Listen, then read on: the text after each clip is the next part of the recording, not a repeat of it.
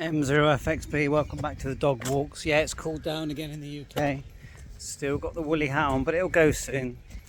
Anyway, so if you've been watching videos recently, the Quashang TK11 is now released, and a few people have been tinkering. Mine was delayed in the post, so I have to wait. I've done firmware, not firmware, I've done CPS videos on it and information videos.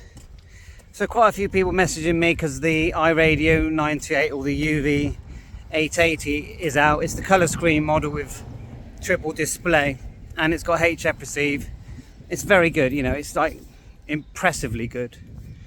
But there's one key thing that I'm spotting. If you look at the TK11, which is basically a super Quashang UV K5, K6, you know, all the different model numbers, it's basically a super Quashang, okay? And as we know, the Quashangs had the SI4 732 chip board made, and people were adding them on, soldering them on, and adding the antenna in the middle so that they could add a HF antenna. It was all receive only, and even the TK11, it does not transmit on SSB. And people keep saying that. I mean, I think we're quite lucky that these sets are transmitting on FM, if you ask me.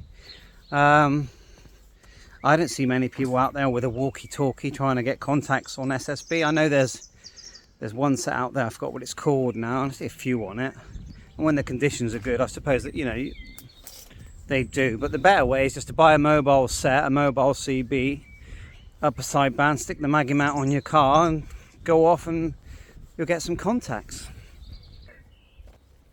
Anyway, the main reason for this video. So what I'm seeing when I look closely at the TK11 or the TK11/8 is it's the Quashang screen, and it's the Quashang interface. Now the CPS does look different, completely different, but I feel like the hardware may be tweakable. Now I don't know anything, but when you look at the band scope when it's activated on the TK11, it looks like Exuma software. I'm not saying it is Exuma, but it's very similar.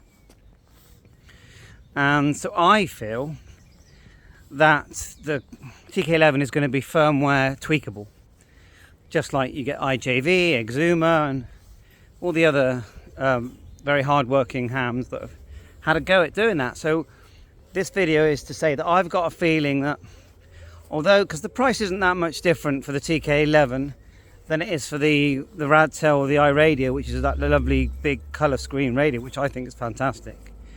But you're not going to get that tweakability. I don't think there's going to be firmware tweakable with iRadio and Radtel 880. I just don't think it is. Yeah, maybe. I don't think so. So let me know what you think. Which one would you buy? Quite hard choices to make. The choices are getting better and better, and it's not going to be long before they're going to produce a base station model of these devices, because they're bound to. You know, you turn the Radtel 880 98 iRadio on its side, the screen's big enough already. Put it in a box with a speaker, you don't even have to change the power really. You've got a base station, and you saw that poor Oscar Mike Echo Tango did that with his Quashang. So I think it's on the cards. But anyway, thanks for watching. Bye for now. Actually, up here it's getting sunny. Actually, take our hat off and get a suntan. Bye for now.